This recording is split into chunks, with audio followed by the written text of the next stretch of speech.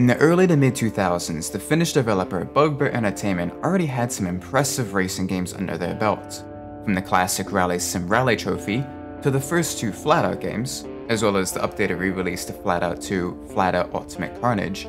It seemed like BugBear were carving out their own little slice in the off-road racing genre. Unfortunately, due to publisher turmoil, BugBear would not be able to produce the following two FlatOut games. They'd instead be produced by Team 6 and Kyloton respectively. Given the reviews of both of those games, it's clear to see that the other developers couldn't capture the same charm as BugBear's original FlatOut games. That being said, things weren't exactly peachy on BugBear's side either, with them being relegated to making the PSP port of Sega Rally Revo, as well as all versions of Ridge Racer Unbounded. Needless to say, a change in direction was needed.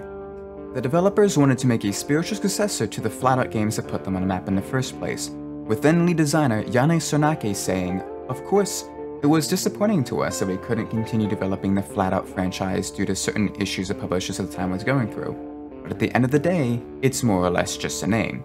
With the next car game, we really want to go back to our roots and create another all-out racing game like FlatOut, and we really do believe that we can be successful even without the all-familiar name." Without the rights to the FlatOut name, and without publisher backing, they would need a lot of help. Development for what would later be called Wreckfest began in 2012 under the working title Next Car Game, with the game itself being announced in 2013. A few months after announcing the game, BugBear would go on to create a Kickstarter campaign in order to fund the game without a publisher. The goal? $350,000. However, they would later cancel the campaign after only raising a little over $80,000. Saying the experience was bewildering and a disappointment. That being said, it wasn't all doom and gloom. The campaign did raise quite a bit of awareness for the game. With said awareness raised, a different means of raising money was thought of, an early access campaign. Shortly before Christmas of 2013, the early access was released, with 2 available vehicles and 3 tracks. This was more of a vertical slice, showcasing gameplay and physics of a vehicle and track variety. That being said, it proved to be a massive success, raising more than the initial Kickstarter goal by Christmas. Things continued to heat up when the game went on Steam Early Access, earning well over $1 million in a single week. This was good news, but the game still needed a lot of work. While the name was finalized as Wreckfest in late 2014, the game itself would continue to be developed and changed for another few years. From vehicle and track additions to complete physics overhauls, BugBear wanted to leave no stone unturned. This was the only shot to recapture what made the old games great.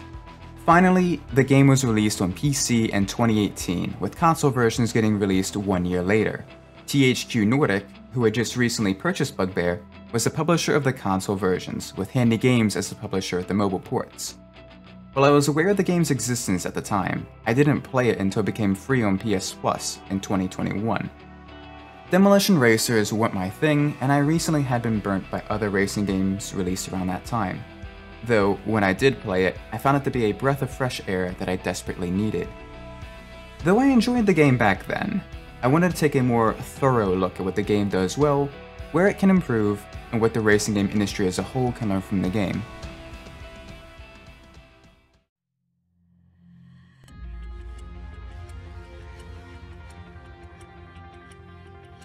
As soon as you boot up the game, you're greeted with your trusty rust bucket of a derby car in the midst of a dusty and sun-bleached construction yard, backdropped by piles of discarded tires and rusty industrial equipment, waiting like a battle-scarred gladiator anticipating his next bout of combat.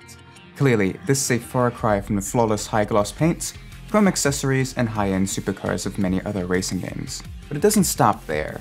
This gritty aesthetic is refreshingly consistent throughout the game. All too often, racing game developers will sprinkle in a few aesthetically differentiating filters or particle effects over top of the standard photorealistic aesthetic in an attempt to visually differentiate the games from the competition. At best, it's something gamers take a look at, go, "Oh, that's nice," and then completely forget about it a few seconds later.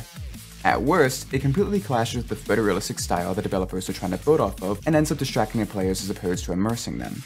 When going for an aesthetic and personality for their games, developers need to fully commit. And thankfully, Wreckfest does. The tracks are beat-up stadiums, dusty back roads, and rallycross tracks in the midst of the countryside. The winner's circle looks like it was hastily put together on the track's infield. Even the menus continue this aesthetic, featuring a gritty but still legible spray-painted font. That's not to say that the game's color palette is muted. Far from it. The vibrant derby paints on the cars on track, the brightly colored signage and tires that gradually litter the track as the race progresses, the beautiful skyboxes, especially at dusk or dawn. This game does a great job of contrasting the grittiness with vibrant colors in a way that emphasizes both. The only complaint I'd have is visually, occasionally you get this weird graphics bug where the game itself is too bright, almost faded in a way. But I only encountered this twice in a full playthrough of the career mode. In addition to looking good, the game sounds good as well. From the low bass of an American V8 to a high-revving inline 4, every vehicle sounds distinct and aggressive. Though it is unfortunate that engine swaps modifications don't cause a change in engine sounds, the other vehicle sounds are quite nice as well. From the squeal of the tires being pushed past the limit to the hefty crunch of a collision. This, combined with a great mix of heavy rock and electronica, creates a visceral atmosphere of destruction that is always encouraging you to push harder and be more aggressive. Speaking of cars, let's dive into that aspect as well. The vehicles themselves are incredibly varied. From lightweight compacts and sports cars to mid-sized muscle cars and heavy wagons, there is going to be something for every driving style. Even then, almost every vehicle fits the game's style and aesthetics, coming complete with dings, dents, crudely installed body panels, and even cruder livery options.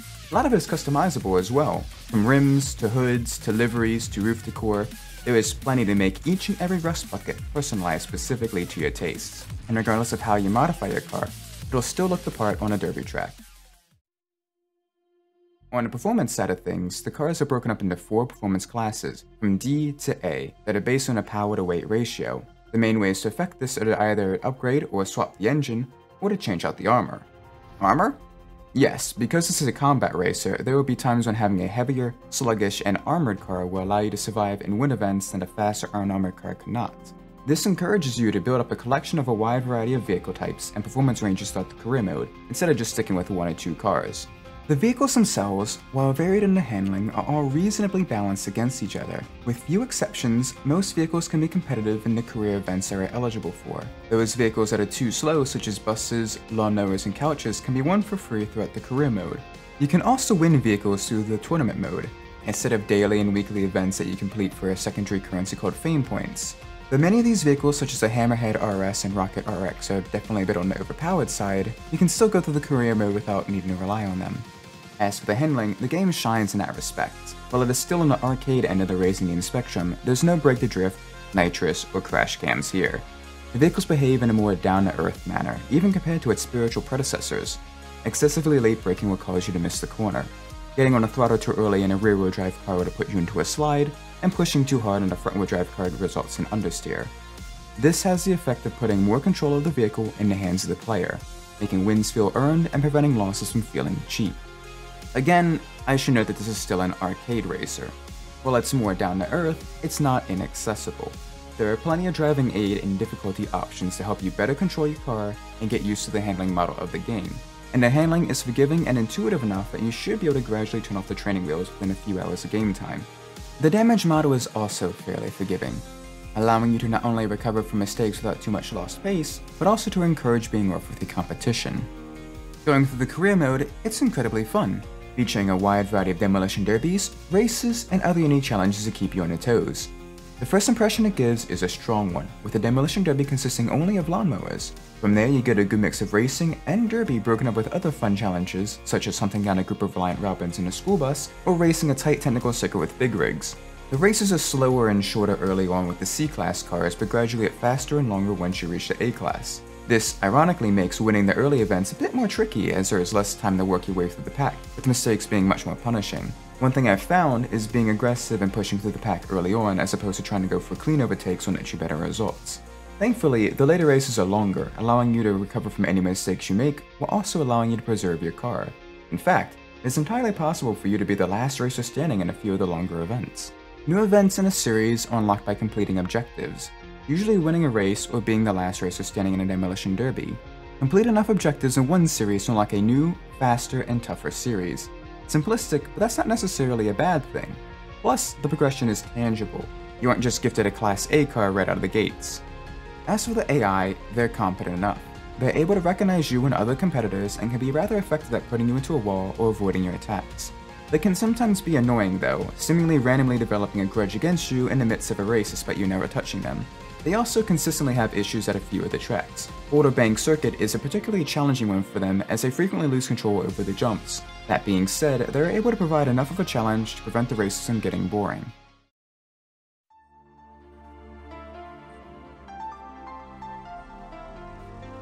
Wreckfest is not a perfect game. There are objective flaws that I do hope BugBear address in their next release, whatever that may be. But despite that, this is a game that has a set identity from start to finish, an identity that it commits to fully, both visually and in the gameplay. Nearly every car, track, and game mode in this game has a purpose, and has that purpose realized. It is a racing game that puts the racing first, and recognizes that players, even in the arcade racing genre, want to be fully in control of their vehicle. If you haven't already, I highly recommend you give Wreckfest a try. If you've been burnt out on the offerings by many of the AAA racing games in recent history, Wreckfest will feel like a breath of fresh air to you.